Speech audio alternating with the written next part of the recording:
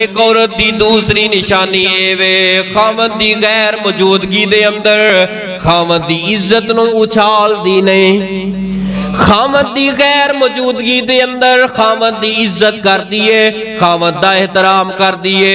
खामद कोल मौजूद कोई नहीं लेकिन खामद की इज्जत की हिफाजत कर दिए। खामद दियां कमियां पेशियां जेड़ियां खामद अंदर है किसी नूं दसदी नहीं, बाहर जाके नहीं दसदी।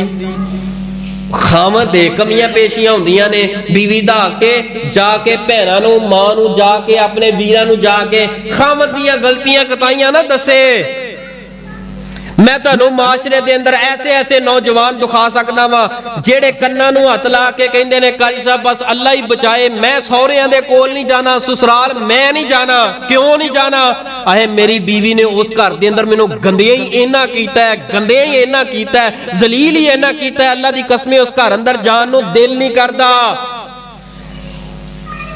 याद रखी ऐ मेरी बहन, अपने वाले दैन दे हाँ अपने खामद की इज्जत बनाना तेरे हाथ दे अंदर है, तेरे कंट्रोल दे अंदर है। और बीवी दी अपने घर दे अंदर अपने वाले दैन भैन भाइयों दे अंदर इज्जत बनाना खामद दा किरदार है।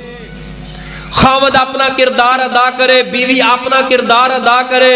अगर कमियां पेशियां ने पर्दा पा के मां नूं ना दसे, भैणां नूं ना दसे, जदों एक एक गलती होने तो बाद कॉल करके भैणां नूं सारियां गलतियां दस दिए, जदों मां नूं दस दिए, बाप नूं दस दिए, उस नौजवान उस तेरे खामद दी उस घर दे अंदर एक पाई दी इज्जत नहीं रहेगी। खामद ते नहीं वेंदा लेकिन रब ते वेख रहा है कि खामद दे नाल तू कैसा रवैया इख्तियार कर रही है।